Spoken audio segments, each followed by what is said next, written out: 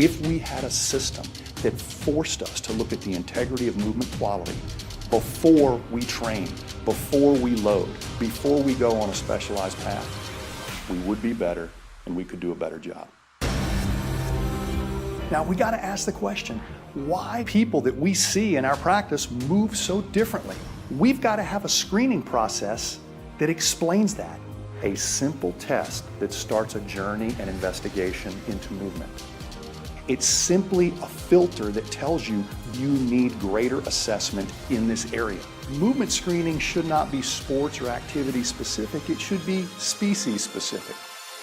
What do we screen? We screen movement patterns. This is a movement-based learning platform of patterns. That is the operating system that all other movement comes from. I want you to understand that the human brain is rarely optimized and can always improve before the body changes. That means when you start going into a new movement pattern, you optimize your software before you allocate new hardware. Always. That's the way it works. Our industry is all about mentorships, but actually having something right there that can mentor the process for you on each individual you work with is absolutely vital to elite practice. The playbook is varied, but the structure of learning movement is always the same.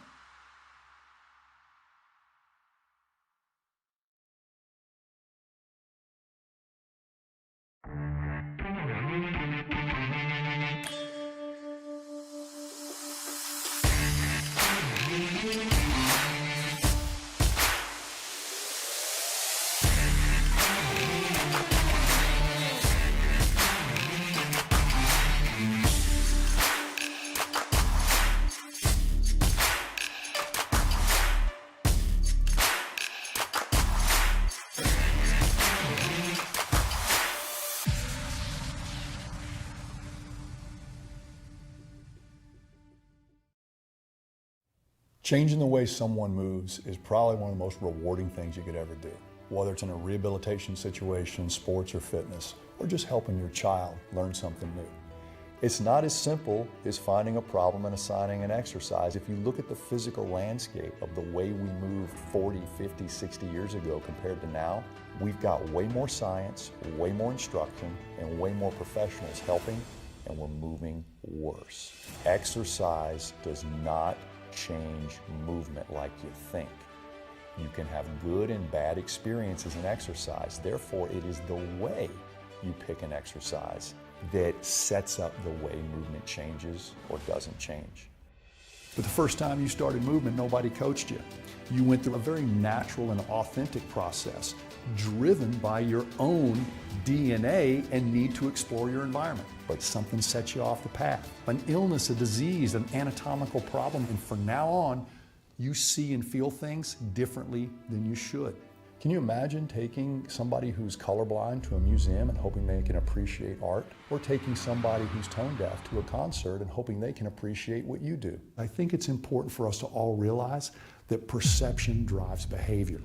What if I could put you back through the same sequence at which you learned to move the first time and not give you the answer but line you up so you would stumble upon it in a matter of seconds? We want to go deeper into the perspective of movement as a behavior. We've got to measure each step of the way so we can gauge our effectiveness at changing movement. Exercise is not how you change movement. It can be a vehicle and a tool, but changing movement is a little bit deeper and a little bit messier. I'd like to clean it up for you and show you a simple recipe that will make you never look at exercise or movement the same way again.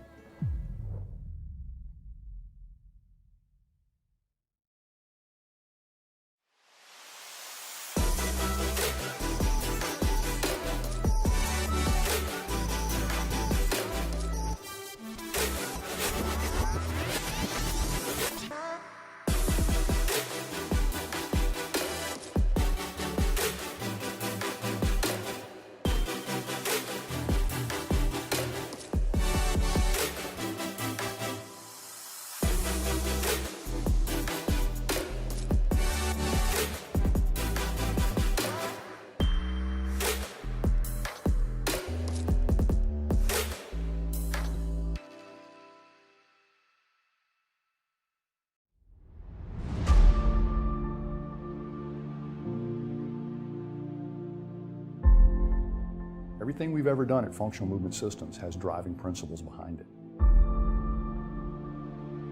We didn't just want to know how to fix movement. We wanted to understand why movement breaks. Why does breathing break? From the time you're born, breathing occurs automatically and beautifully, and stuff happens, and it breaks. It could be the weakest link in their exercise development or physical development.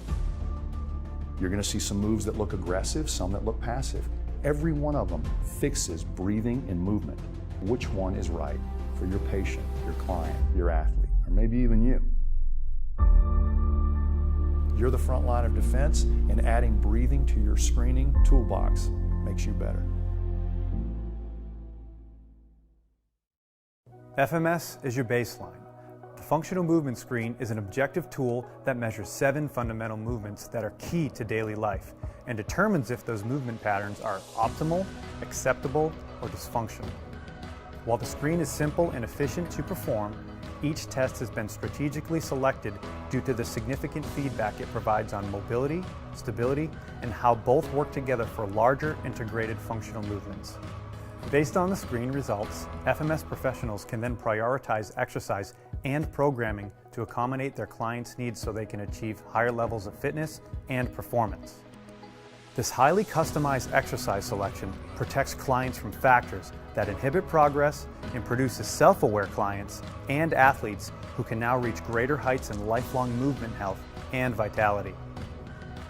Whether your focus is optimizing training, maximizing client retention, or enhancing communication, the screen helps you get there. It is the foundation for one of our basic beliefs: play to your strengths and work on your weaknesses. Explore our course options and get started today.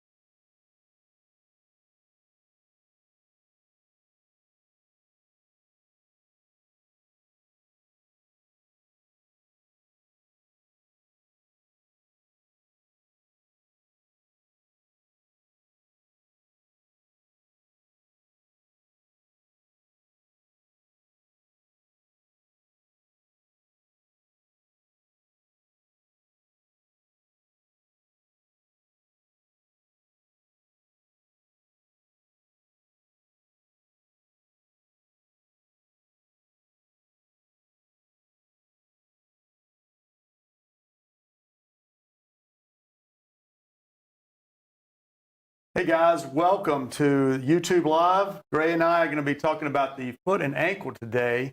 And it's been a lot of talk, it seems like, over the last couple of years, certainly from us. Yeah. Really focused on the ankle a lot more, but we can't talk about the ankle if we don't talk about the foot. Can't talk about the foot without talking about the ankle. So we're going to be diving in today, talking about how it impacts movement and certainly giving you some insight and some things you can do to improve the function of the foot and the ankle. And we're going to be talking a little bit at a high level because really great, if you think about it, everything starts with the foot and the ankle. I mean, we go back and a lot of what we do is talk about the neurodevelopmental sequence and you know, getting people to start on the ground and move their way up. But once you get on your feet, man, if that foot and ankle is not working right, it throws everything off. It can get confusing because the number one injury in high school activities and athletics is the ankle. Now, knees and backs get a lot more attention because it takes you out longer, but everybody sprains an ankle growing up. And when we get old, everybody's worried about fall prevention. And if you're not clearing the ankle and the foot and don't have a way to look at mobility and stability problems specifically in the ankle and the foot, you may be fixing the wrong thing. Yeah, and so many things, everyday activities. I mean, we talk about sports, and great, our background's a lot in sports and then with athletes. But if you think about your typical individual, the average person out there, a lot of clients you deal with, patients that come in, They're just trying to function. And everything you do in daily activities, from walking and climbing upstairs to pushing objects, lifting your kids up from the floor, you've got to have a good base of support. And you've got to have good mobility. And we talk about mobility, and that's what most people gravitate to in the ankle, Gray, is mobility. But you've got to have good stability. And if you don't have one, you're not going to have the other. No, it's a great point that you make. In all of our stability tests, our balance tests, like the Y balance test that we're very, very invested in, and the motor control screens that came out of that, we always got to clear the ankle first, because when you have bad stabilization, coordination, timing, and control, we got to take the mobility reason out first. So if you've got a stiff ankle and bad balance, you only got one problem. You got a stiff ankle. And then if we can't measure ankle stiffness anymore, and you have a balance problem, now we go for motor control. Too many people will check balance, but won't take the mobility component out. And unfortunately, you got to take it out. But just fixing mobility doesn't fix the whole thing, but you can't fix anything if you don't address that first. All right, you said an earful right there, typical. But a lot of what we do, we dive into these details, a little shameless plug here, dive in a lot of this and go through a lot of this with a lot of different people in our podcast. So we're really excited about the next season coming up. Got a lot of diverse individuals on that thing that we talk about. So definitely tune into that. So a little bit of plug there. But Gray, you talk about the ankle. And one thing you said there is you got to address ankle mobility first. But we can't underestimate the importance of looking at the entire movement screen and creating a movement profile for an individual. Because the other thing you said that was pretty important right there is there's only one problem. And if you look at how we look at movement and what we're doing, looking at the movement screen, looking at global movement patterns over the last 20 some odd years, have been doing this, there's still only going to be one problem. Now, we're talking about the foot and ankle today, but there's two things we want to do. We want to look at all these patterns, one, to see which one is the most important we got to deal with today.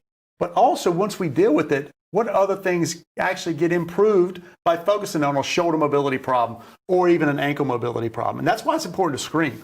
It is, and so many people want to advance to the solution. I'm guilty of it, you're guilty of it, everybody's guilty of it. We think we got the problem and we want to get to a solution so we can be the hero, right? But unfortunately, if you're not working on the weakest link of the chain, that's what determines the entire strength of the chain. We call these bottlenecks. And as you're working with these systems that keep movement available, what's the very first system that keeps movement available? Your rest and regeneration. Secondly, your mobility and stability. Thirdly, your capacity, how strong, fast, and agile you are. Lastly, your performance. And if we don't know where the bottleneck is in all of these things, if you're dehydrated and sleep deprived, you're going to have bad balance today. It may not be because of your ankle. So we're looking at a multi-system, but when the ankle appears as one of the things that we're looking at, look how many functional patterns it's a bottleneck for. There's a counterintuitive one right there, Lee. Exactly. Like the one thing we found with some of the data we've looked at is a lack of ankle mobility. Obviously, you can connect the dots between ankle mobility or lack thereof affecting your squatting, your single leg stance, even your lunge pattern. But one thing we found looking at some of the data, there is a relationship between ankle mobility and shoulder mobility, which most people don't connect those dots. Now, I didn't say one caused the other, no, but there's a relationship there. And Gray, what I'd suggest, looking at the kind of how we look at movement and what we've seen over the last few years, why I think ankle mobility is so important for us to look at, screen, and correct, is I think ankle mobility represents maybe your overall health and wellness, just like I would argue movement does. And I think a lot of people may be shocked that you'd say that, but the dashboard that we've both been watching since we introduced the movement screen and since our partners have been doing different aspects of challenging the screen in every different environment. Greg Rose over in golf, Kyle and Phil in the military, challenging the screen and the data it gives us, and boom, we find out ankle mobility is a risk factor. Okay, and so we knew obesity and heart disease and triglycerides and everything were risk factor for a metabolic problem. We find out if you've got metabolic risk factors, you've got musculoskeletal risk factors, but balance and ankle mobility show through 5 different ways. The ankle causes a lot of bad movement problems in the screen. You take the ankle out, what do we see happens to the screen? In many people, it gets significantly better right away. That's a bottleneck.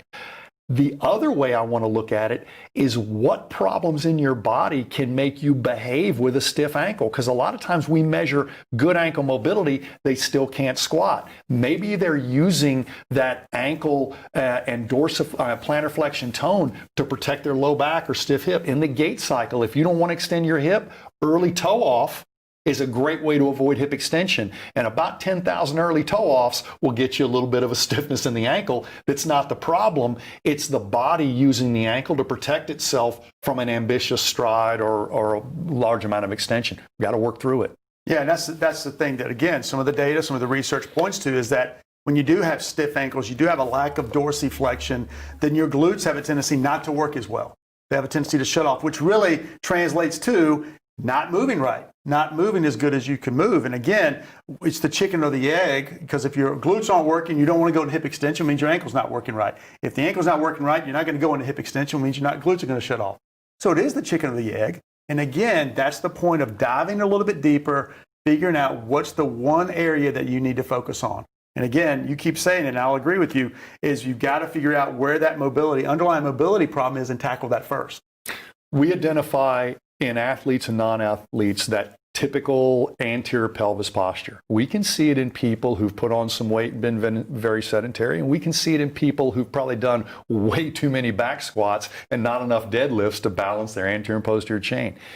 Either way, when you're walking and exercising with an anterior pelvis, that's a tip of the iceberg or signature that we see, and it's a behavior that says, I don't want to use my core, but I don't mind using my hip flexors and hamstrings and high calf tone to walk. We don't know which one of these things is a driver, but here's what we're confident in telling you. If you can measure an ankle mobility problem with something as simple as an ankle mobility screen or a goniometer or inclinometer on your iPhone, and it's below the cut, it's probably the biggest problem in functional movement you have until you prove otherwise. How do you prove otherwise? Well, you capture it, you do something for it, you revisit the measure or the baseline, and if it changed, then go look at something bigger like squatting or lunging or single leg stance, and if that changed too, I think you got the tiger by the tail. Yeah, and you mentioned earlier, I mean, some of the work that Dr. Kyle Kiesel, Dr. Phil Plisky have done, and plenty of research, even beyond what they've done in the military, has identified a lack of mobility in the ankle is a risk factor for injury, and not only lack of mobility, but a difference between the right and the left. Now, you and I have been talking about asymmetries for years in the movement screen and trying to get people to work on that asymmetry. Now, let's be honest, we know you're not going to make everybody symmetrical.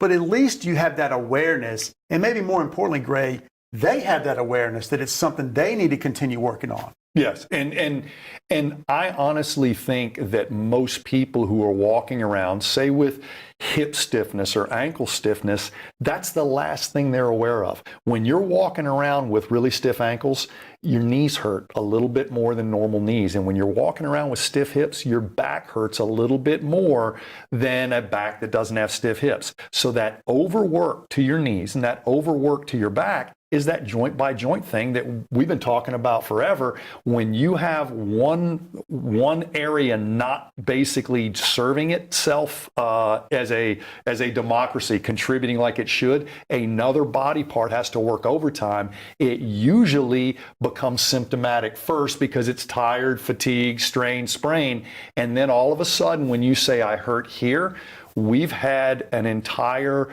3 decades of healthcare that only looks where you point and doesn't back away and make you read the whole eye chart. We just simply look right in your eye and try to figure out what's hurting. And so going through that head to toe screening process has allowed us to see that the problem is rarely where you're pointing.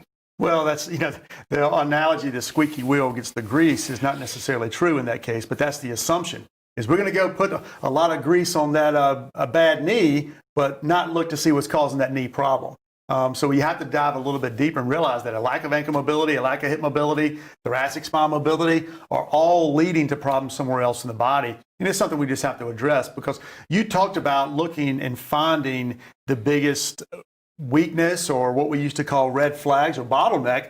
And really, when you look at that as an opportunity, we have to, when you're having these conversations, Gray, we get this question all the time. How do I talk to my patient or my client about this? Because they don't walk in caring about ankle mobility. They walk in wanting six-pack abs and lose a little weight and feel a little bit better. So we have to figure out where is their biggest opportunity to get them to where they need to be. And if they've got pain, well, there's where you need to start. If they got a lack of motion, a lack of mobility, a lack of movement problem, if they got movement problems, that's where you need to start. But if they're doing pretty well, as you said, we need to move on from the movement screen and figure out, again, where's their issue that we can work on. And that's the opportunity that we're looking for. Since we introduced the fundamental capacity screen, since we've had the feedback of the Y balance test, we can really see how little changes in your movement screen can be captured as big changes in your 3D balance or in your physical performance. And here's the funny thing. Fixing your functional movement shouldn't change your balance score without practicing your balance. Fixing your physical movement shouldn't change your fitness score without practicing your fitness, and yet it does. But how many times when we find a low fitness mark do we look for a program or routine to boost that up? How many times when we find people with bad balance do we simply say, hey, practice standing on one foot on an RX pad, oh, everything should be good? It's not. If you go upstream of those problems, you will usually find a bad movement pattern. And if you go upstream from that, usually you can find poor rest and regeneration.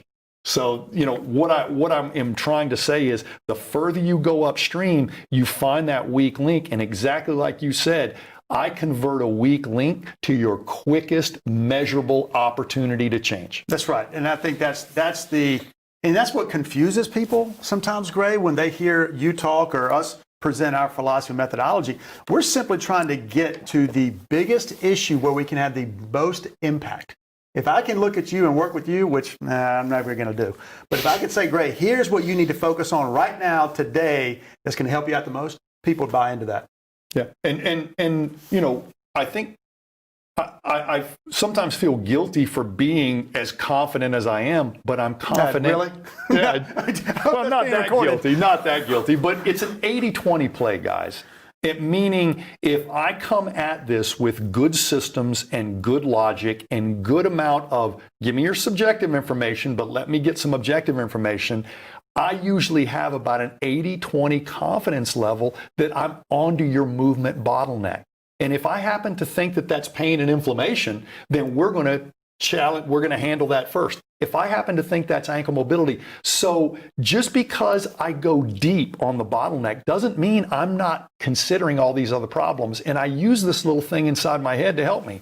This is a actionable problem, and these are informational problems. So when I see ankle mobility, but I also got poor balance, poor energy storing, a lot of other things. Now, when I see that ankle mobility, I just focus on it. A lot of people like to say, well, what about this? What about that? I'm not even worried about that because I'm so confident that you can't manage your balance systems with less than optimal ankle information. So every time we see a mobility problem, ankle and foot being the major contact that you have with your environment every day. You touch the ground way more than you touch objects with your hands. So your information coming up through your feet and all the things we put on our feet to stifle that information can do that. So when you have less than optimal range of motion somewhere, you are already starting your proprioceptive journey short of information that other people are processing. I like to look at, Gray, I've look at it, and this is not from me. It's one of our good friends, Mike Contreras, started talking about resource allocation, and that's what it is. It's trying to find what exercise are you going to prescribe to somebody that's going to impact a lot of other things. If I could tell you, hey, if you do this one exercise, it's going to positively impact not only your mobility but your balance. You're going to be able to squat better. You're going to be able to stand better. Now you're more efficient, and that's really what you're searching for. And that's really what you're saying. And I think if we talk about how to get there, because that's what everybody's now asking, well, Gray, how do I get there? Well, it starts with screening. And we could not just talk about movement screening, but we could talk about how you screen health issues. How do you screen everything we do in the medical world and even the fitness world that should happen? If I'm trying to give you a better diet, you start with screening. How do you know you need, what is your BMI? What is your hip to waist ratio? And then what's the first thing you would recommend? And this is the other thing that I think is part of our philosophy, Gray, that people gloss over. If I've got a bad diet, the first thing you need to tell me is to remove the crap that's causing me to have a bad diet, not prescribe other things. Remove the negative. When I was working on the FCS project, Dr. Kyle Kiesel did a deep dive into breathing because it's become an unbelievably popular topic. And everybody immediately went out and said, stop breathing in your chest, start breathing in your diaphragm, breathe like a baby, all these cliches. And we had all these breathing coaches emerge to fix a breathing problem. Didn't have a breathing screen yet. We went in a deep dive in all the different breathing assessments that happen to be out there, because as a company that looks at movement and then gets sort of in the position to have an entire exercise library that helps you overcome that movement, well, if you've got a breathing problem, it's actually more important to me than your movement problem, and it could be driving many of your movement dysfunctions. So your breathing problem can be screened, and it doesn't mean we don't exercise. It just means we exercise for a different reason, maybe to recalibrate that. So doing movement and watching these other metrics that we're starting to look at, like you said, body comp, heart rate variability, state of readiness, and the way you're breathing, this all puts it back together, because remember, it wasn't broken, we broke it. Every ancient form of physical development used mind, body, breath, and movement together as a single inseparable unit. We get heavy into healthcare and heavy into bodybuilding, and we think we can fix your patterns by making all your parts look pretty. And nobody bodybuilds so they can move better. They bodybuild so they can pose better. It ain't the same thing. And that's the point of the screen. The point of our movement screen, Gray, is to just tell you, hey, here's your movement problem. You need to focus on it.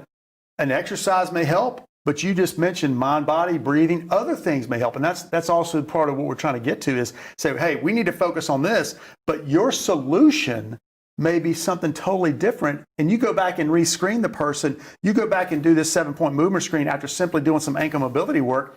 Everything gets better if you've identified the source of the problem. It does, and a lot of people didn't understand that, because we've got these correctives that aren't designed to work in 4 or 6 weeks. They're designed to give you feedback pretty quick against the movement pattern that captured you. Doesn't mean you don't have some bad parts in that pattern. What it means is, if you got a functional problem, you can usually adjust yourself without waiting for your structure to change. And if you have a fixed structural problem, a simple corrective may not change your pre-test, post-test measure. So anytime we put you on this movement path, we put you on a corrective, and we actually see your balance or your ankle mobility or even your forward bending get better in a single session, we know there's some functional real estate we can cultivate before we have to wait for your body or structure to change. That's all we've ever done. And if you want to operate that quick and get to the bottleneck that quick and then see if you can adjust it that quick, how could you do it without a baseline? Right, and part of that is finding out the area, but let's not underestimate the importance of finding out what you can do well, right? Because if you do a movement screen and we identify that you got an ankle mobility problem, the first thing we got to do is think of what exercises are not appropriate for this individual. What are things we shouldn't be doing? If a person's got a significant limited ankle mobility, there's a lot of exercises that should not be given to this person under load. I would apply metrics being a big one, squatting with load, things like that. But we can also look to see what things the person can do. Deadlifts may be appropriate. So don't just, assume that we're saying, wow, we got to take this person out of everything and we've only got to do this. No, it's the focus, it's the priority, but it doesn't mean the person can't be doing other things. No, and let's be honest, I work with as many older individuals as I do young or athletic or highly movement-oriented individuals, and if I'm truly working with an older person, and part of their physical reason for being in physical therapy is fall prevention, then we don't start fall prevention by standing you up and teaching you how to fall. We go ahead with the worst-case scenario. All right, you're flat on your back. Let's watch you get up. All right, you're on your side. Let's watch you get up. You're on your stomach. Let's watch you get up. Let's confront these, because not only do they help reduce the fear of being in these vulnerable positions, they also show you how many options you have to get your balance before you get on your feet. And if you can't even achieve balance in some of these transitional postures before you get on your feet, how do I even know you're processing correctly when you do get on your feet? So part of what we're trying to do with this is put you in a category, and again, what we need to focus on. If you're moving well, your health is good, then we know we can progress you to higher, maybe challenge you a little bit more with our screening and testing. So it's simply trying to put you and figure out where do we need to focus, where are things we need to fit in. But let's get into the ankle, because that's why I hope a lot of you guys came here. And the first thing, we have an ankle clearing, what we call an ankle clearing test, just to make sure, because we did the movement screen so many years ago, Gray, we didn't have an specific ankle test in the screen. You and I both felt, well, I'll speak for myself, I felt like when we were lunging, when we were squatting, even looking at single leg stance, the hurdle step, we were clearing the ankle. But lo and behold, the smart guys said, nope, we weren't quite getting the ankle good enough. So went in, I'll give Greg credit, and I don't usually try to give him too much in front of him. We spent years, literally years, trying to come up with a good ankle mobility screen.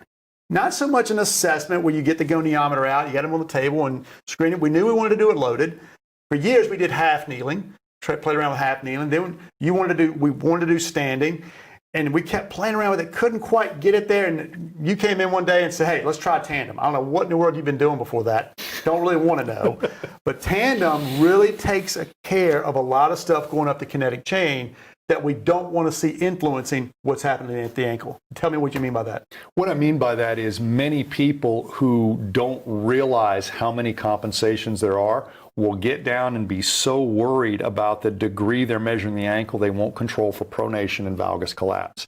And so Lee and I have always said, if you flunk a screen, we want a better measure. But if you don't flunk the screen, our confidence level says we probably won't catch you with the better way to measure. So if you flunk an ankle mobility screen, there's no reason not to measure it in another way. But the problem is many of our measurement positions allowed you to compensate and substitute and therefore lie to us about your ankle mobility without saying a word. And it was because we didn't create a self-limiting situation. So I want full weight bearing. A tandem stance makes you, as you go into ankle mobility, you can't bang your knees together. So we know how valgus collapse and pronation are limited from contributing to your dorsiflexion. So it's not an end-all be-all test, but if we catch you here and we truly measure the ankle and what it's contributing, it won't be contributing enough. Yeah, so we went out and, you had the idea, came in, we tested, played around with it here, and then we actually got the smart guys, Dr. Kyle Kiesel, Dr. Phil Plisky, and his team, University of Evansville, to go out and do some reliability studies, do the things that need to happen that's behind the scenes long before we throw it out there to everybody. And lo and behold, we realized what the data was saying is, one, this is a reliable test, and it is a valid test, meaning that you got to have about 40 degrees of good closed chain ankle dorsiflexion to meet minimum criteria for squatting, lunging, functional patterning. So by having you go in this position, this tandem position that Gray was describing, and see how far that knee can track over your front toe, we need to get you about 40 degrees. And what we realized, and what we're trying to do, again, making it body relative, is to let the reference point be that front ankle. So if you watch the video, we're trying to see, we're measuring the back ankle. Can that back knee get in front of your front ankle? So if I drop the line from where that back knee is straight down, I want to see it go just in front of that front malleolus. I know that's a mouthful that I just said there, but it's simple. Stand both feet, tandem position, drop that back knee as far as you can, but make sure that back heel stays on the ground. Keep that back heel on the ground, go as far as you can go, and you want to see that back knee clear the front ankle. So pretty simple test. Yeah, a couple of other things. You may notice the shoes are on here because the shoes remain on in a full movement screen, because we know most of us working out and training for movements called functional are usually done with shoes on for protection or something like that. Secondly, I like the real-time way to go back and forth between the screen, because Lee, if I were to put you through something as simple as just a toe touch progression, okay, that's a global pattern. That has nothing to do with me isolating your ankle. That's just saying maybe this guy has a lot of posterior tone, and the calf and ankle is one of the best expressions of that. If I just put you through a global pattern like a toe touch progression, I could bring you right off the floor, take you right over and measure real time. So in no way does this count as our only clinical measure for the ankle. It simply says what you're walking out with, because you're walking out of the clinic today with your shoes on. You're walking out of the gym today with your shoes on. And if you can't get your knee any further than that with your back heel on the ground, then your ankle is asking the rest of your body to make up 15 degrees that it refuses to contribute. And we need to know about that, not only on the table, because when you and I, back in our early days in clinic, open chain, somebody's barefoot, we crank them into dorsiflexion and think that's what they're using. And the definition of functional is not what you can measure, it's what you can use. And so every one of our tests move away from that laboratory sterile measurement into what are you walking out of here with. I like to see both agree, and now that we have both screens and assessments, we can see where they both agree, and when they don't, you've either got a functional problem or a structural problem. And you said it, and that's why we make sure that this is a screen. It is a filter. Yeah. It's to see, first and foremost, again, people get all, looking at the test and seeing if the knee does this. Hey, first thing you're looking for is pain. Does this hurt? Yep. Does it hurt in the front of your ankle? Is a common place where the person may have pain. They should feel some stretching and tension in the back, in the calf, the soleus, the Achilles, but they certainly should not feel any pinching or pain in the front. So real quick, easy way, and if the person doesn't get past that front malleolus, if they're within or they're behind, then all it simply means is there needs to be more of a focus placed on improving their ankle mobility. But also, what Gray just alluded to there is you need to go back and look at the global patterns. Go back and see what else was impacted with the rest of the movements. Do they have a leg raise problem? Do they have a shoulder problem? Do they have a squat pattern or lunge pattern problem? And then go back, once we do some ankle mobility work, go back and recheck some of those, because there's a good chance some of those may have gotten better. So that's the idea. Now, the other thing we want to do is make sure that when we look at all these patterns, hopefully we see an improvement, but we also want to look at balance. Yes. So another easy thing, if we're talking about ankle and foot function, and again, one thing you talked about, Gray, on this ankle mobility screen, and one thing I found really hit me in doing a lot of testing, probably over 1,000 ankles over the last 5 or 6 years, is how much pronation or a lack of foot mobility comes into play when you do this ankle mobility test. So when you do this ankle mobility test and you stay out of valgus, yes, when you don't collapse, it requires a lot of what's been called short foot posture. And if you don't have good foot mobility, you're going to fail this test too. Yeah, and short foot posture is, I think it was a term probably coined by Vladimir Janda, but what it means is you don't give up your natural arch of the foot to do anything with balance, because once you give up that arch, you can't reclaim it under load in an organized way. But as long as you don't give up that arch, you can do things with the rest of your body, your hip, your core, your shoulders, your spine, to actually work through that arch. It's like, you learn this in martial arts or self-defense. There's a certain way I can bend your wrist where I will get any type of weapon out of your hand. Well, as soon as your foot's pronated, it's not that strong. So we want to conserve that sprung short foot posture as long as we can. And so if you're exploiting your arch to get an extra 2 inches on balance, we want to see that and we want to measure that right away. Yep. So yeah, exactly. So this test is going to pick up, we call it ankle clearing, but really the foot impacts it as well. And then take it right into the balance test. We do this forward reach test, which was taken from the Y balance test. The Y balance test is a much more specific test and more detailed. It gives you a lot more objective information, where again, this is a screen. This is a quick look at your ability to balance on one foot. And how we do the test, pretty simple. You stand on our test kit, you push this box away, and we're simply seeing how far you can push the box away without touching down, but you got to keep the heel flat. And again, we keep your shoes on here, and we want to see your balance. Now, the one thing, Gray, the common question is, somebody might be able to do a pistol squat, but they have problems here. This is two totally different ways of reaching forward. We took this little kit to a strong first group that obviously the kettlebell culture probably practices single leg squats and pistols almost more than any other group. But even there, we were able to get a lot of good data and capture just as many asymmetries, because most people have a favorite leg to do pistols on and a not favorite leg to do pistols on.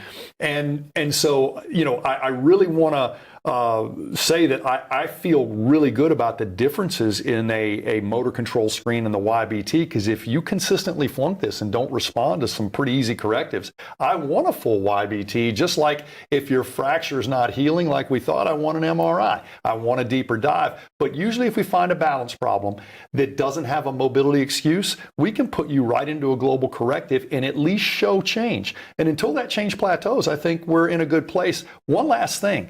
A lot of people, when they see a balance test like this, they go for the reach and forget about the return. And that's where if you reach beyond the structure of your short foot posture, your core integrity, and your limits of stability, you won't be able to return to the start. And so if you reach out and can't return, that's not a good place to be. So every one of our tests, whether it's a YBT or the motor control screen that require balance, don't just express how far you can reach. They still need you to get back to home base. And when we get those type A, athletic, driven personalities, it takes us a long time to do the test because they're simply trying to get the box as far as possible, not realizing that you just exposed yourself to everything. Yeah, you can't come back. Yeah, and you should be able to push this box out 2 times your foot length. And again, this is through data, through just collecting a lot of information over the years, and that's where that number comes from. And that's the minimum. I think people assume that when we say 2 times your foot length, that's average. No, that's the minimum amount you need. That's like passing the test. And again, it's a screen, so we're really looking at a pass-fail.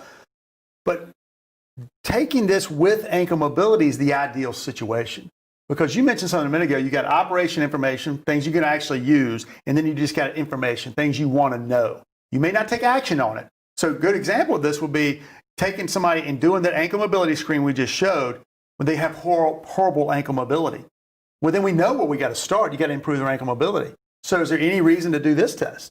The only reason I would do it is to prove to you, Lee, how much your flexibility program actually influences your balance. But you're absolutely right. I don't need this test to know what exercise you need, but I may use this test to shut you up next time you ask me why we're doing this. Because I did one thing and 2 things got better. That's right, because you've got the baseline information to start. So you go give me, in this example, ankle mobility correctives. I'll come back, you would throw me on this board and reach forward, and it's a good chance I get better. Yeah. Yeah. So instead of doing balance exercises. Yes, without practicing balance.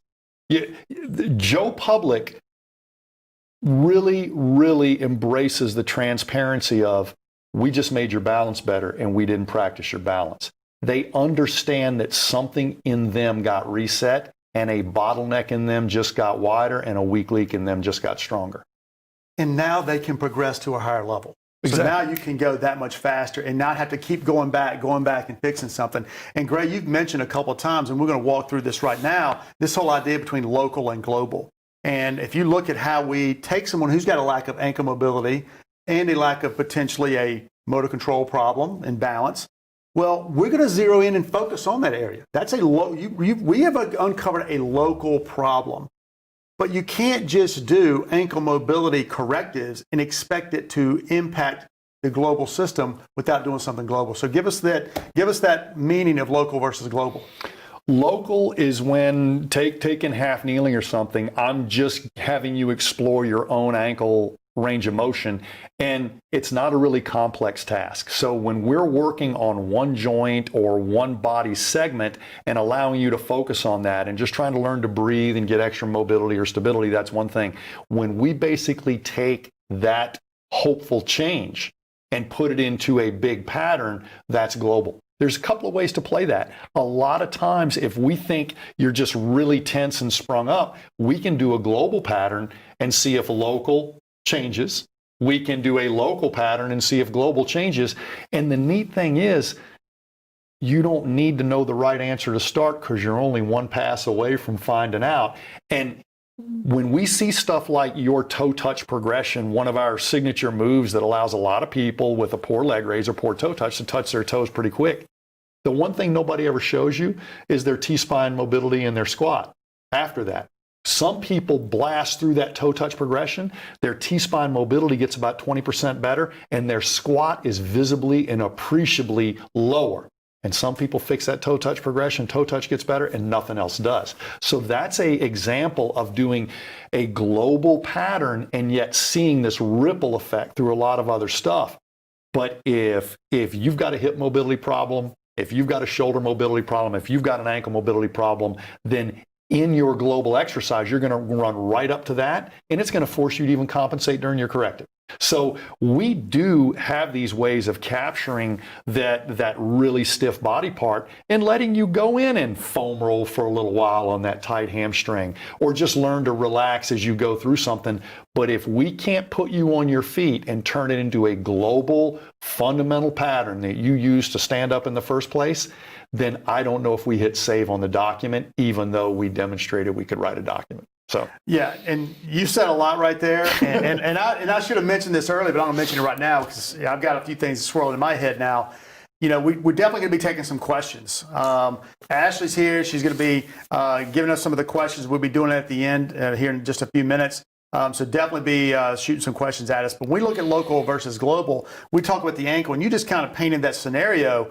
But we look at a half kneeling, looking at the ankle, getting the ankle moving better, and then we put it into a pattern. And if you look, we put it into this squat. You go from a ankle mobility, half kneeling, all the way to a squat. The squat is the global movement that uses ankle mobility, and that's the whole idea. But you can't go from half kneeling right into a squat pattern, because that is information overload. You're going to juice up the neurological system, and this can be like, what in the hell is Gray trying to get me? You're going from half kneeling to squatting. So there's a process. There's a flow going from half kneeling to, if you look at this video right here, basically you got Kyle just rocking back. And when you rock back, if you think about that pattern, that is a more fundamental position. Going back to the whole neurodevelopmental sequence that we've all talked about, going from half kneeling because we're working on the ankle, but now we're going back, reverting back to this basically quadruped rock. And the quadruped rock is nothing but an unloaded squat. It's an unloaded squat, and you'll notice babies will usually load their toes if they're going somewhere, and if they're just going to be kneeling for a minute, they don't load their toes. So the ankle's getting involved, but just not at a really, really steep slope, which is a great way to get an ankle that's been stiff for a long time to not feel vulnerable under a little bit of tension before you go to a lot of tension. So what we're really trying to do here is fake the neurological system out and get it to kind of go back and realize that, all right, you're in the safe zone here. It's okay for you to get in this position because you're not stressing the system as much. The person's got a lack of ankle mobility because their system is overstressed, and it's almost protecting itself so it doesn't go into a vulnerable position. So really what we're doing by walking you through this flow is basically letting the body know it's okay to do this. It's baby steps for the neurological system, but what a lot of people don't realize is if you do the baby steps, just like we say, follow the system, you're not going to be doing them for long. And a lot of people look at our correctives and look at a lot of our suggestions for fixing movement and think, oh my gosh, I got to rewrite programming for the next 6 weeks. That's not what we're saying. What we're saying is get a change here and then see if you can go back to your regular programming and hold that change. If your regular programming won't hold the change that correctives got, it's actually better to question your programming than it is the person. And I'm not saying that that I haven't already said it to myself. Oh, I get it now. This posterior chain tightness is coming from my program because I can easily get this tension off of them with a couple of weeks of correctives, but when they go back into the program I created, they tense back up again. So instead of trying to add more correctives on the front, I actually go pop the hood on the program and say, oh, you know what?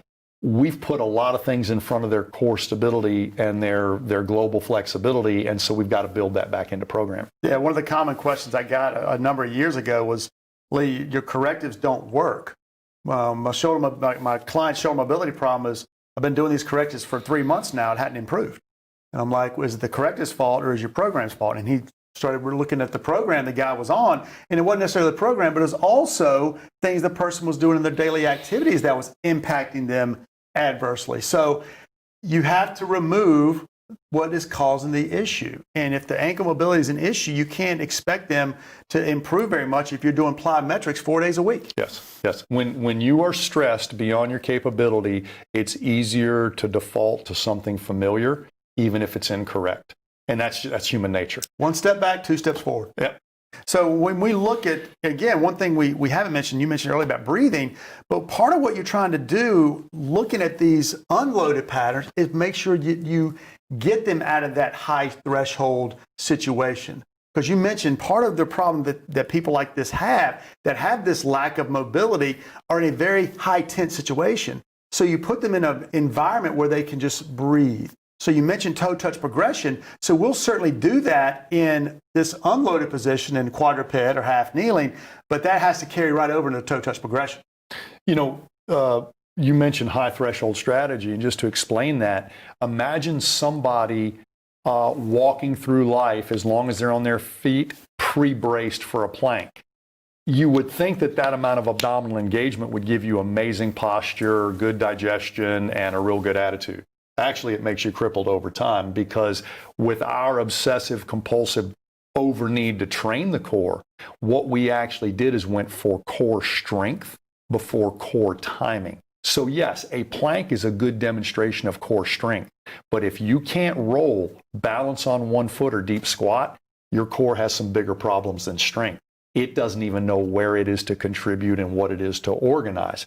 So when we see a high threshold strategy, we see somebody who's focused on strength of the core before they've got their mobility and stability and timing of the core to do what is necessary. One of the things we start seeing with this group of people and our athletes, and some of our hard chargers are our worst cases with this too much oblique, not enough TA. And that's what we're talking about high threshold. It's a disorganized core that appears strong in some exercises, but doesn't measure strong in screens and tests that look at how you use your core functionally. And what we see is most people who have the high threshold strategy are holding their breath or breathing unbelievably shallow in the flexibility moves they need the most. So they're sending two different signals. I need to do this for my posterior chain, but I can't live here. Because when you're not breathing and showing a demonstration of relaxation, you're basically helping yourself get more anxious, more sympathetic, more anxious. So we see a lot of the people doing the flexibility they should be doing and holding their damn breath the whole time or breathing incorrectly. So in every one of these local and global moves, we make sure we sync your breathing, and it's a simple sequence. Usually if you're extending or organizing your spine, we say inhale. And that may be different than you know for weightlifting, but we're not lifting weights here. We're using the inhale to help you organize your vertebral stacking. We're using the exhale to actually help you let go of too much tension. So we're going to impose a little breath sequence in almost every one of these global patterns, because sure enough, by going through the movement and making sure you let some of that tension out, we got a 2-for-1. So we look at these correctives. We really want to, as you said, reset the system and move on and put it into a higher level activity as soon as we can. So let's talk about looking at some of the local quote unquote fixes. But I want to mention the 80-20 rule that you talked about, because what you're going to do at the end is show really the 80-20 play. I'm going to talk maybe a little bit right now about, some of the more specifics for ankle mobility. But at the end of the day, you might want to start global more times than not, because in your experience, more times than not, that global correction may work. It works, and it makes a change. And now you're sensitive to when it plateaus. So you may come in, and I may be working with you, and for 2 or 3 sessions, we might do the toe touch progression. As soon as the toe touch progression stops making gains, I may have to go local and start working with way more hip mobility and some of these kneeling positions to get you further. But it doesn't mean that I couldn't change you on those first 3 sessions just by dumping that tension. And that's where I really want us to lean in, both clinically and as a strength coach. I realize some people have tension everywhere, and some people have had an injury to a muscle and have localized tension and a trigger point and things going on. And very often we treat overall tension like a trigger point. You want to know who that is? The person who has to foam roll every time they work out and never doesn't need foam rolling anymore. That's not a trigger point. That's somebody living in a very tense and toxic situation and not even being able to dump tension without a significant amount of pressure and stuff like that. So you should be able to dump tension with your breath. I mean, that's what martial arts and yoga teach us. Your breath can up or down regulate your situation. We breathe differently in a kettlebell swing or a martial arts brunch than we do in a sun salutation or a Turkish get-up. So if you don't know the most optimal breath for the situation you're doing, both these situations right here, you should be breathing and relaxing, not bracing and tense right here. And so many people try to bring that workout breath to a liberating corrective movement, and damn if they're not causing the problem while they're trying to fix it. Right. And another, Gray, I'm the business guy, another shameless plug here.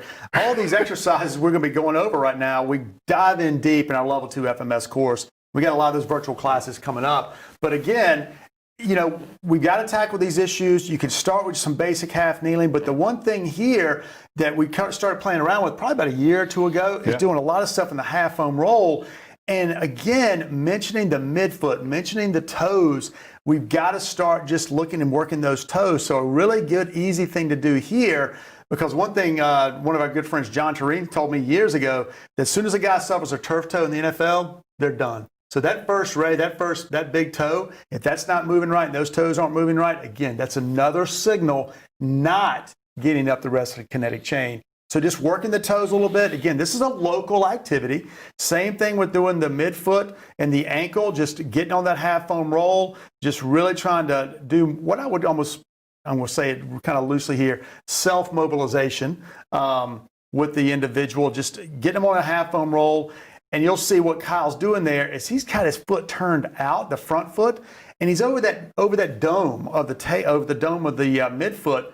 And really trying to mobilize that midfoot. And really what he's doing is getting him more of a varus position of the knees, really kicking the knees out. And that's going to help mobilize that midfoot. So work on the toes a little bit, work on this midfoot, and then get right into the ankle and just place your heel between the two ankle bones with malleoli, and just go into that dorsiflexion, but just take that front heel and drive it back. And you'll get some mobilization. So these are local techniques that you could try. But I think, Gray, you're going to be going over some more global techniques that can really, some flows that can really potentially have a bigger impact initially. And if those don't, maybe go back to some of those techniques I just showed you. When we say ankle mobility, don't think we're neglecting the foot. But so many people have had so many different ways to exercise the foot. The very first thing we try to do is make the foot process more information. So your hands and your feet are huge neurological real estate for your brain. There's way more sensory endings in your foot and hands than there are in your arm and leg getting to there. So we know how much just creating a little bit more input in the foot can change your balance. So when we do have an ankle mobility problem, we go into a foot supplementation where we use your own body weight and that half foam roll. We love the half foam roll because I think it's the yoga mat of the future. What do I mean by that? The entire world is paved. It's time we learn to balance on logs again, because so much of the original surfaces that we had to walk on did not have rails and did not have flat sidewalks and 8-inch steps so we wouldn't trip. And so our feet had to tell us about changes in the environment while our eyes were doing something else. We don't get to look at our feet. So number one, when I'm having Kyle do this mobility flow, he's simply balancing on that half foam roll long ways and then crossways. So he's using his forefoot and then he's using the full length of his foot. He's becoming aware. Once he's there, I'm teaching him how to reach out in a dorsiflex position and learn to dump some of that air. What do people with stiff ankles do? They hold their breath. Then I make him go through a global pattern. Squatting, but with training wheels. His heels are up. So it's a really quick sort of kata, or I'm using 1, 2, 3 moves to sort of peel away a lot of his protection over a situation that may not be there anymore. Now, a lot of people lose ankle mobility due to an injury or due to a lot of tone. And then that situation stays. And just like you and I have said on many of the podcasts, we got everything better and the kid's still limping. What do you mean the kid's still limping? Well, his ankle's strong, his ankle's mobile, his balance is great, but when he runs, he still limps. That's because he had that limp for quite some time getting better. And so we start doing things to say structurally he's fine, functionally he's not back into it yet. And when we do 3 different moves like this mobility flow, an awareness move, sort of a move where you sync your breathing, and then a move where you try to have control, there's something about scratching that old groove in the record and laying down a new groove that allows you to actually have a better starting place. And what we find is the feedback we get get from the clients and the athletes and patients when they take a few days work or even the very first day and go through one of these flows, we remeasure their ankle mobility or their ankle stability in a single leg stance really quick. And they're like, you know, I just felt more solid. I felt more connected. We don't talk to them about anything that happened. We're just like, yeah, I measured the exact same thing. And that's it. And they get what we're doing, and they get that we're not telling them how to balance. We're allowing them to appreciate the balance they have and then do a few key things to upgrade that before every exercise session. And this really is more global. I mean, you're not necessarily, a lot of what you see in these videos is not necessarily just isolating out the ankle. The first thing you have the person do is balance and move around and just kind of get a sense of what's going on. And then you put it into a little bit more ankle-centric activity and then finish it up with the global pattern. So this would, even though you call it mobility, there's always going to be a sense of, or part that's really stability as well.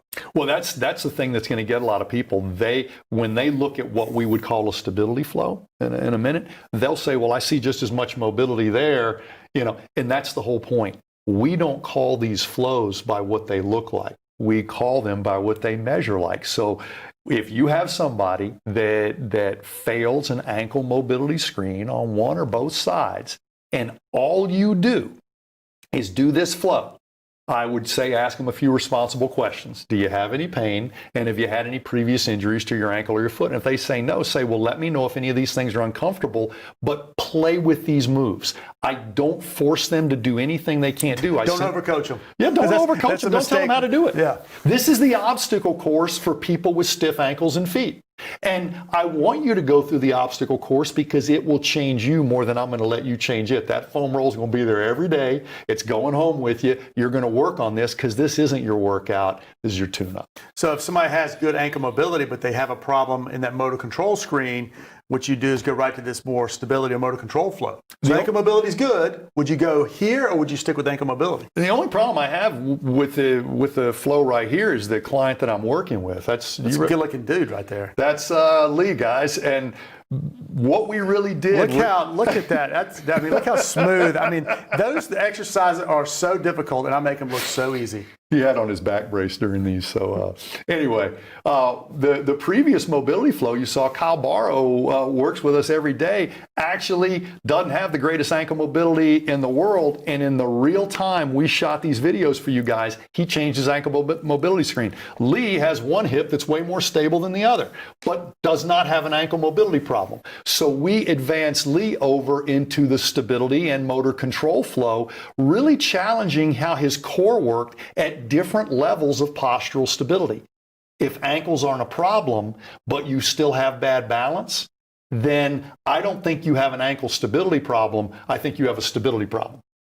Ankle stability caught the problem, but that's what I was talking about, the tip of the iceberg. You don't just have an ankle stability problem if you've got a single leg stance balance issue.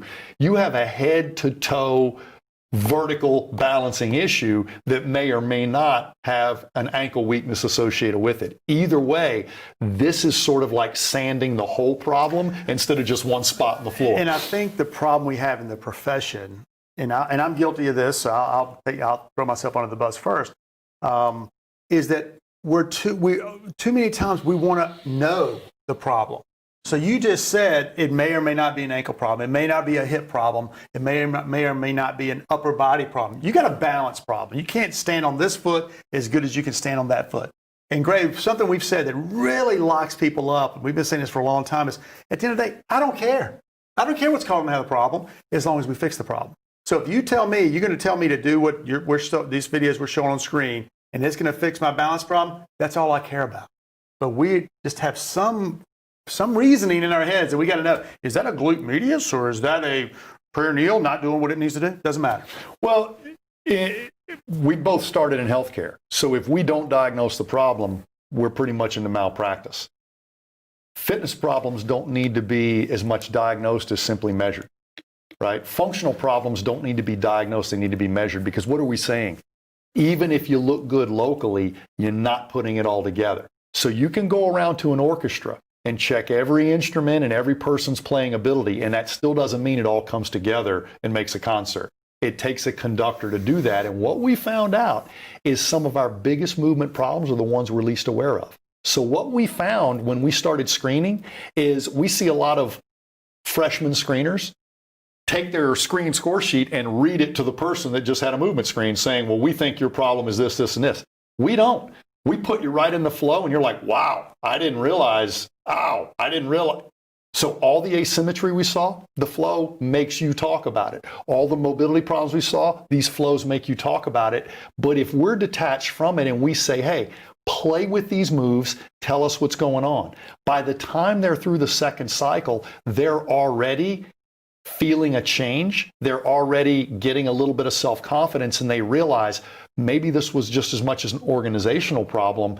And that's the thing we say, the minute you go too specific too quick, you're going to wind up with egg on your face, because the human body, when it's not in pain and not in need of a diagnosis, is multiple layers of problems. And the number one could be the reason you're moving poorly today is your rest and regen. And we've seen it time and time again. We forget to ask those questions, but nobody in pro athletics doesn't know their state of readiness today. Now, I know one of the questions we're going to get, because I know kind of what we're saying is some people would assume we're contradicting ourselves. So we still want to find the issue.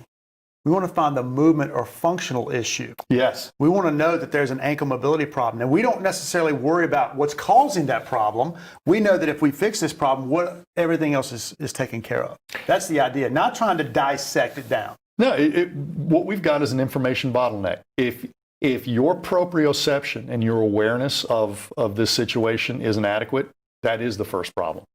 If you're aware of it and can't do anything about it, then we're going to start giving you hacks into your neurological system. Number one hack, let's sync your breathing with your movement, because you've been doing the exact opposite of what you should do. So let's sync your breathing with your movement, because right now, today, you may not be able to control your balance as well as you want, but you can control your breath anytime you want. And so that right there, pardon the pun, is a breath of fresh air for a lot of people, that they can, if they will resync their breathing, and it's a little mind trick that I always do on stage. The person up on stage doing the toe touch progression, I let them try it 2 or 3 times, however they want. And then I'm like, hey, breathe out when you're going down, breathe in when you're coming back up. And they look at me like, why didn't you tell me that 4 reps ago? I'm like, because you wouldn't have appreciated it as much if I had. So that's why we let the person become aware. So take your coach's hat, your whistle, and all the things you like to hear yourself say on the coaching floor, and shut the hell up and let these movements do what they're supposed to do, which is proprioceptive instruction. And proprioceptive instruction can occur in a silent place, because it doesn't require words. And yes, give them cues, give them tidbits of information when it can help them and when it can create a teaching moment. And once they know what they're going for, just be quiet and let them go. And then the last flow, Gray, you got symmetry up here.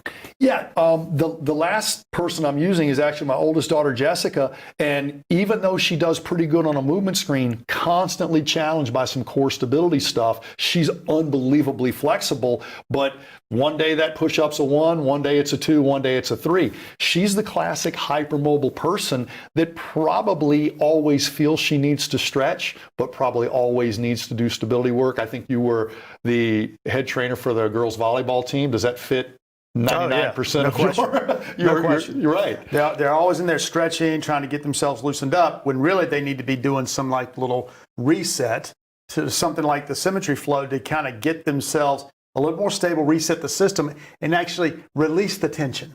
Because the tension is what they feel, but it's not necessarily tightness. Right. And you need to develop unnecessary tension in your extremities to offset the lack of preload that you have in your core. And I don't mean the preload that's got you ready to plank and take a punch in the stomach at any moment. The thing that allows you to receive awareness from your extremities and make the right spine sparing decision. Now, what do I mean by that? And that's a word I get back from Stu McGill, because that's the one starting point that we agree on. You should spare your spine at all costs and let your extremities do the work, because by sparing your spine, you keep this organized conduit of information pretty much unperturbed. Now, in unloaded positions, we want to demonstrate spine mobility because spine mobility actually allows your spine to get out of harm's way and restabilize.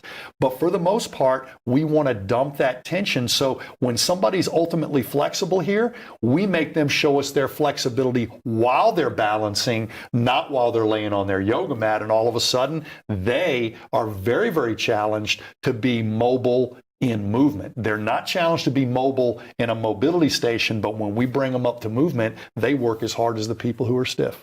And the one thing, some of these things look pretty simple, and you guys out there, you may try some of these activities. However, if someone's got the problem and you've identified the issue and you've got them on the right path or the right flow, they're going to be extremely challenged by these things. Yes. And I think that's, again, a misconception. Some people will try one of the exercises we recommend, but hey, it may be easy for you. Fine. Then that means you don't need it.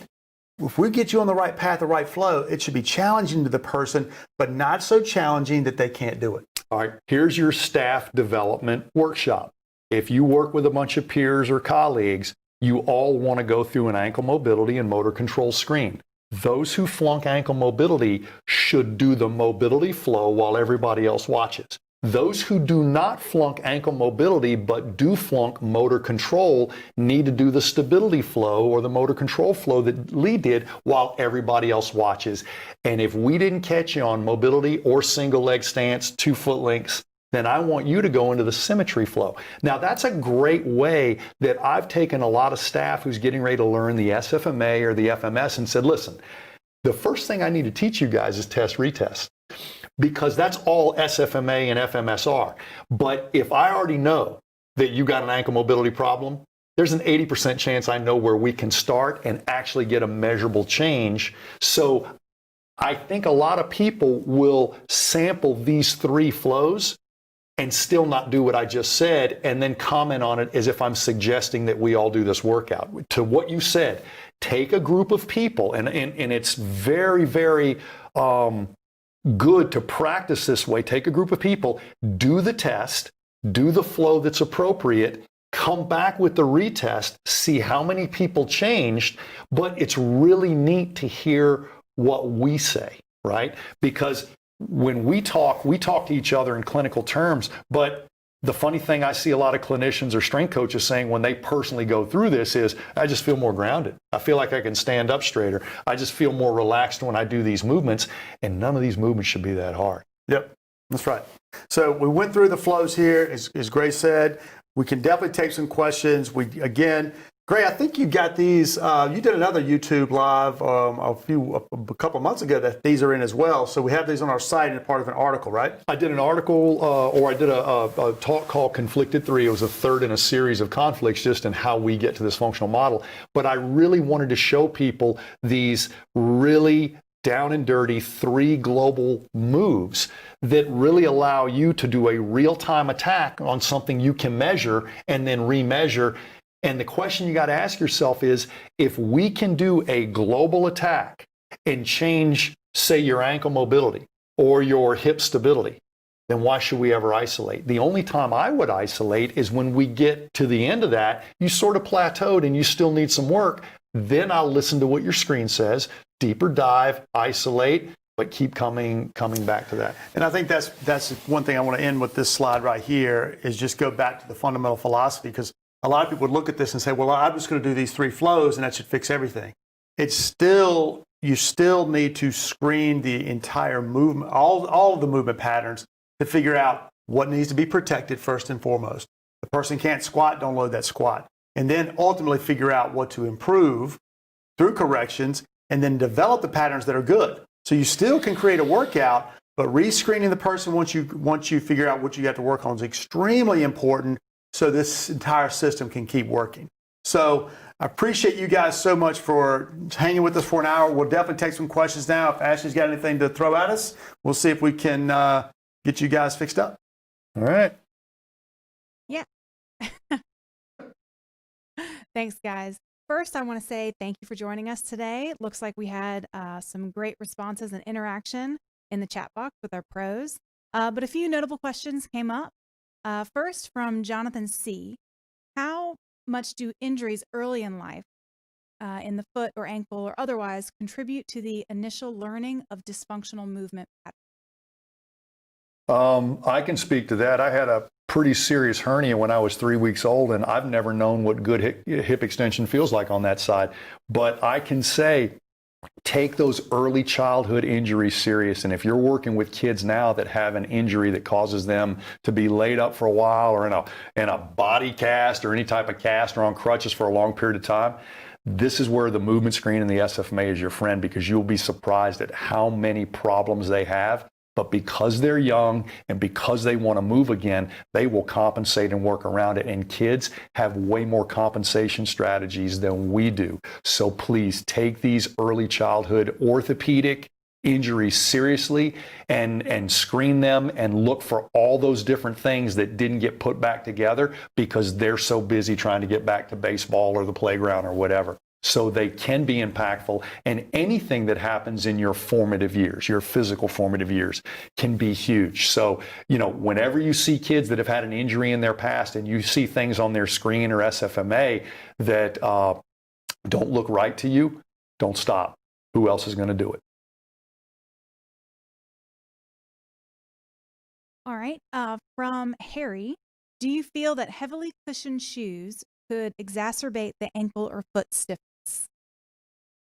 Yeah, I'll kick this one off. Short answers, yes, it could certainly impact it, but that doesn't mean you should go out and just take your shoes off and just run around barefoot all the time. You've got to have again, going back to the barefoot craze that occurred probably, 10 years ago now. Yeah.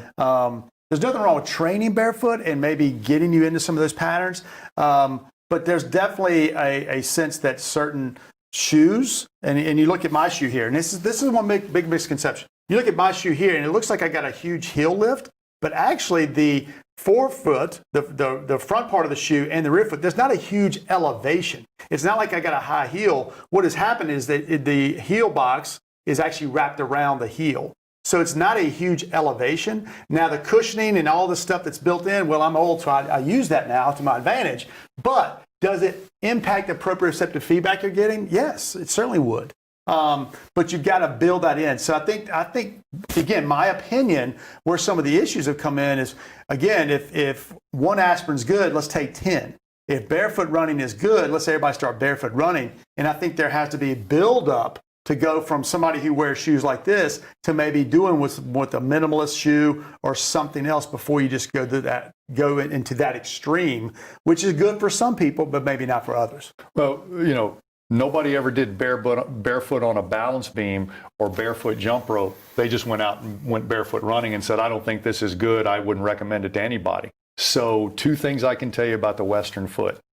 It's very weak and it's very sensitive. But you'd be surprised at how quick you can get your foot to really not be overly sensitive and not be overly weak. But it's hard to do as long as we have that compensation. So it's hard to be a good cyclist with training wheels. It's really hard to use your foot, how to store energy and release energy when it's going through a marshmallow. So obviously, I think you know the answer to the question. Big cushion shoes are usually a crutch for people who don't know how to walk and don't know how to run. And why you'd be lifting weight or doing calisthenics in big cushy shoes is beyond me. So I think it's more of a comfort thing. And I was under contract with Reebok a long time ago and got to talk with some of their shoe engineers and stuff like that. And shoes need to feel comfortable because most people try on new shoes toward the end of the day when their feet are tired. So at point of purchase, you're going to do what's comfortable, maybe not what's biomechanically or functionally correct. But I would say, going barefoot and letting your feet feel the ground, feel a balance beam, feel things is something we don't need to deprive them from, but protect your feet otherwise when you're doing other things. So take it for what it's worth, but realize that most shoes are built for comfort, not anything to do with function. So a follow-up question, how does your shoe wear, your actual footwear affect potentially your posterior chain? Yeah, I'd say it's really the same response is, if you've got a big heel lift, a cushy shoe, it's just a proprioceptive input. So you want to try to have, again, even though my shoe looks like it's got a big heel lift, it really doesn't. That's pretty flat. It's just more cushion. So So I think that's the big thing is you want to have a flat shoe and not a big heel lift, because the big heel lift certainly is going to impact your posterior chain. Yeah, and zero drop is what Lee's saying is probably, to me, more important than having a little bit of cushioning.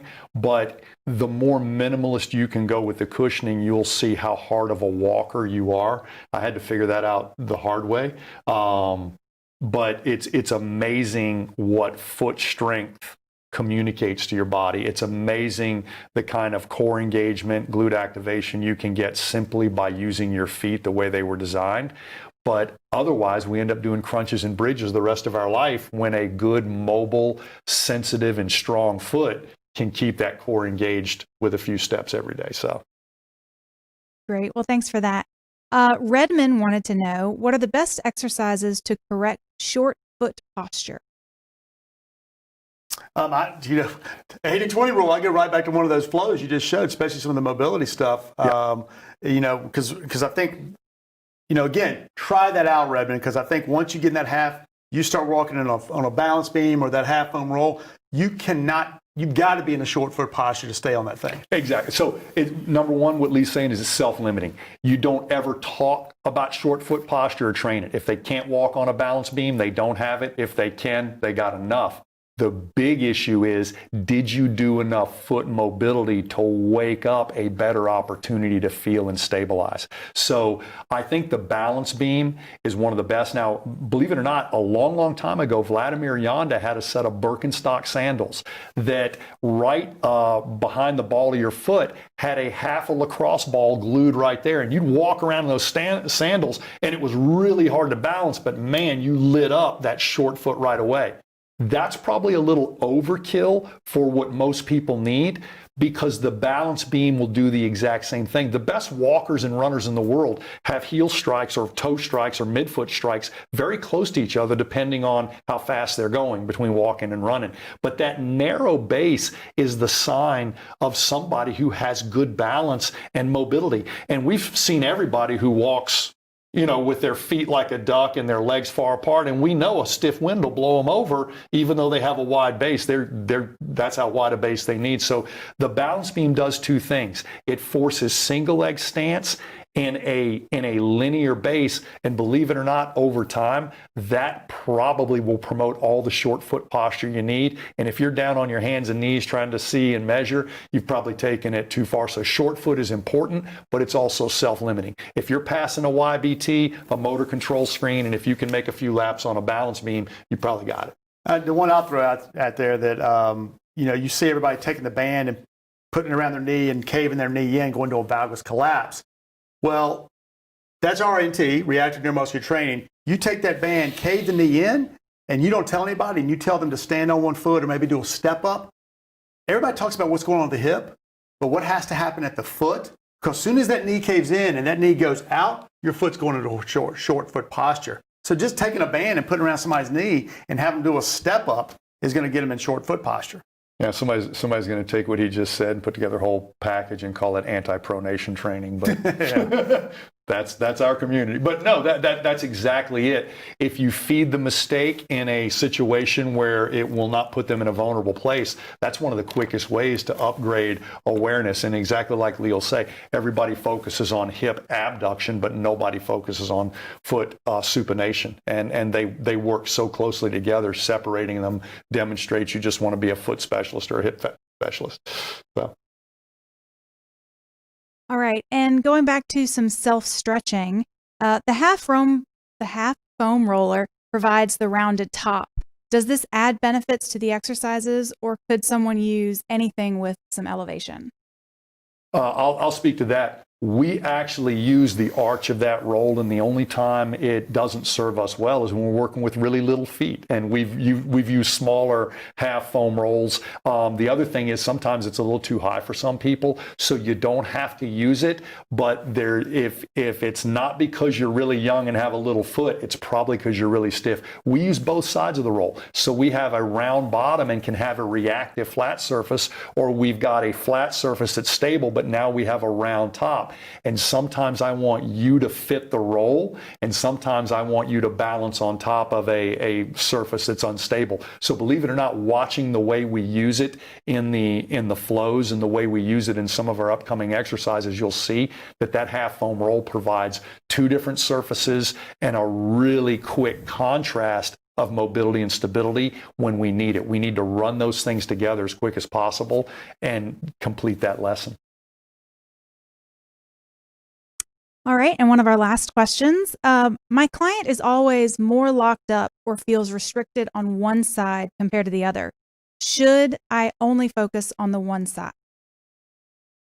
Yeah, typically if you notice that extreme of an asymmetry, you always want to try to focus on that one side. If it's a hip, if it's an ankle, definitely try to give them that feedback. Make sure they're aware, as Gray was talking about earlier, make sure they're aware, but certainly try to focus in on that one side more to try to get them a little bit more lined up, because what's going to happen every day, whatever's causing them to have that asymmetry, they're going to feed into it every day. So you've got to give them something to at least keep it from getting worse. And I think that's a lot of how I would like to approach things. I'm probably never going to get somebody totally symmetrical, but at least just try to stop the bleeding, make sure it doesn't get any worse, and hopefully you'll see some benefits as you work it back into a global pattern. So focus in on it, but make sure you get it into the global pattern and make sure they don't have any, again, let them be aware and let them work through it, but you definitely need to isolate it out and work a little bit more locally, but then get it back into more of a global situation.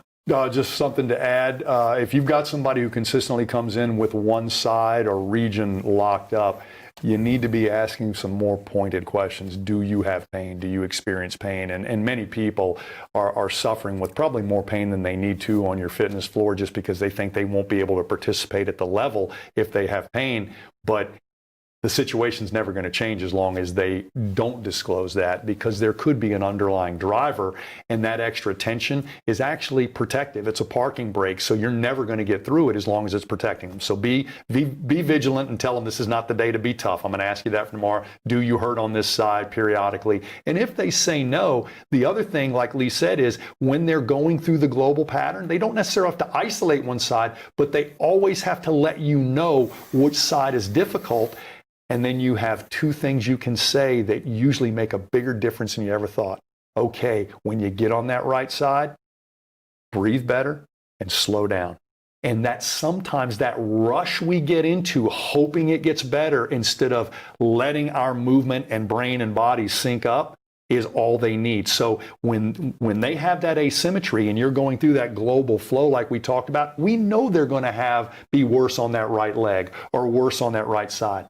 Slow down and breathe appropriately. And you've already given the breathe appropriately instruction. They know when to breathe in, when to breathe out, but most people still rush it. When we get them breathing right, they still try to get through it fast. When we don't talk about breathing, they hold their breath. So slow down, breathe right. You'd be surprised what happens, because if that side's been locked up for a while, it has been in a lack of proprioception and it doesn't want to open up because it still thinks it's protecting something that may not need to be protected anymore. And if they're in pain, it's doing its job and they need to be honest. So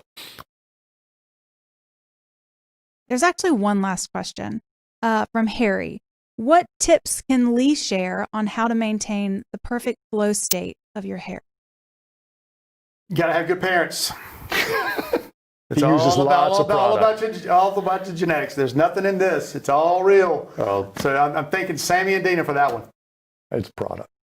No product. Look at that.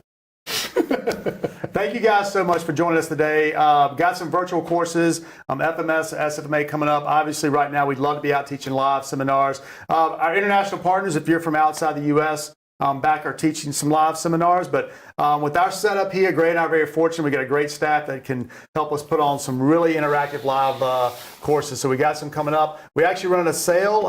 It ends, I'm going to say, in the next few minutes. So if you're interested and you want to dive deep into a lot of what Gray and I touched on, maybe take advantage of one of these courses coming up. Thank you guys so much. Yeah, I know we went through some of this stuff quick, but it'll be up on YouTube for you guys to watch at a later time. Thanks a lot. We got the flow articles, and join us for the podcast. We got a lot of good topics, but we love your feedback. Send in your questions or your topics for the podcast, and maybe even other virtual courses we can do to help move the movement model. He had to get the last word in. Of course.